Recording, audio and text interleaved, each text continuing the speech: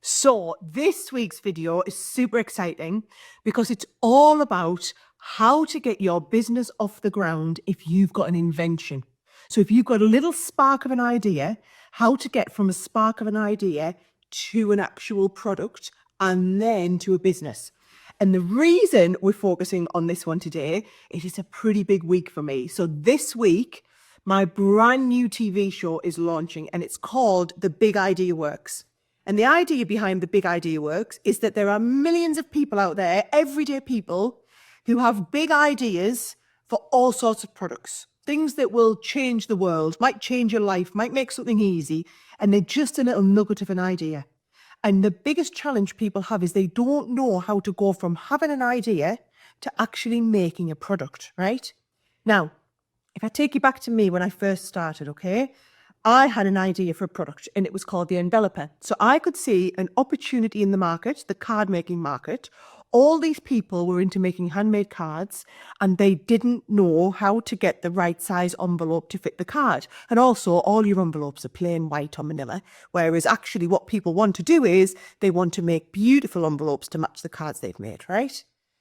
Now, my dad is an engineer. So I had the vision of what the product needed to be and how it could work. But because he's the engineer, he helped me work out how to get from that vision into an actual working prototype. Once you have a prototype, then the world is your oyster if you want to start a business. Now, in the Big Idea Works, which I have to give a plug for because it'll be over if you go and have a little look on, it's on BBC One every day at 2:00 for the next few weeks. And also it'll be dropping on iPlayer. So if you go onto iPlayer, search for Sara Davies or search for the Big Idea Works and you'll see the show. And what I love about the show is, yes, there are some great business people on there. Some who already have businesses, some who want to start businesses, so they need to get their idea ready so they can launch a business with it. That's what I'm going to help you with in the second part of this video. But there's also a lot of people on there who don't want to start businesses. They've just got great ideas. And it's just a waste for them not to have their idea. And they maybe don't have business inclinations, so they don't want to take that product and then bring it to market. Maybe they just want to license it to somebody else and let them do it. Or I remember this one guy's come up with a great idea and he just wants to give it to our NHS so that they can go and do something with the product. So it doesn't always have to be about making a business, having an invention. But for those of you that do have an idea, two parts to this. One is getting from the idea to the prototype, okay? So that is the inventive step part.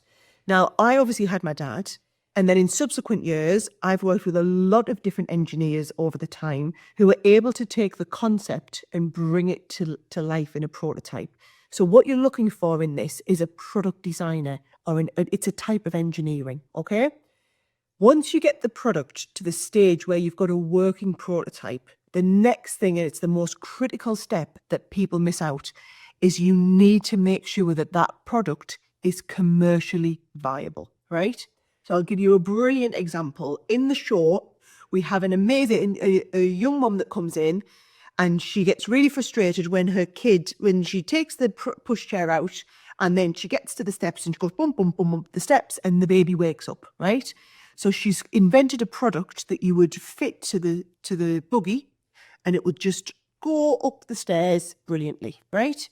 Now, our engineers looked at loads of solutions and they tried to look, first of all, at inexpensive solutions. And then when they couldn't get that to work, the solution they came up with, it solved the problem for the woman.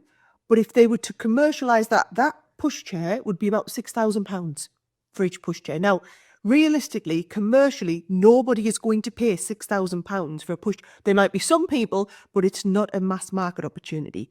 That is the commercial step that people need to focus on. Look at the product, look at the solution, thoroughly cost it out, and make sure that there is a commercial opportunity here. The cost of bringing that product to market is going to work for the consumer.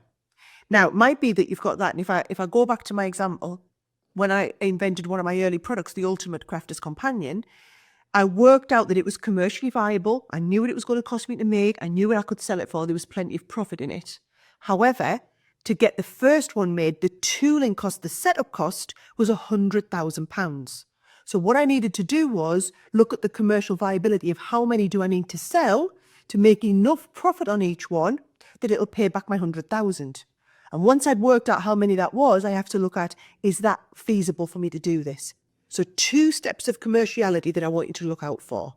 Then once you get to that stage, the next part is thinking about, is there any inventive step? Is this product patentable? Can I register any designs? And if there is, you must look at doing all of your intellectual property protection before you move on to the next step and getting it made.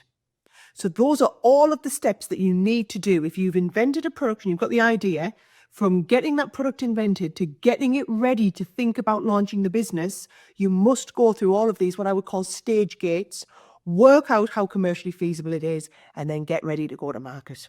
So hope that's been useful, and I hope you get a chance to watch the Big Idea Works, and I can't wait to hear what you think of it.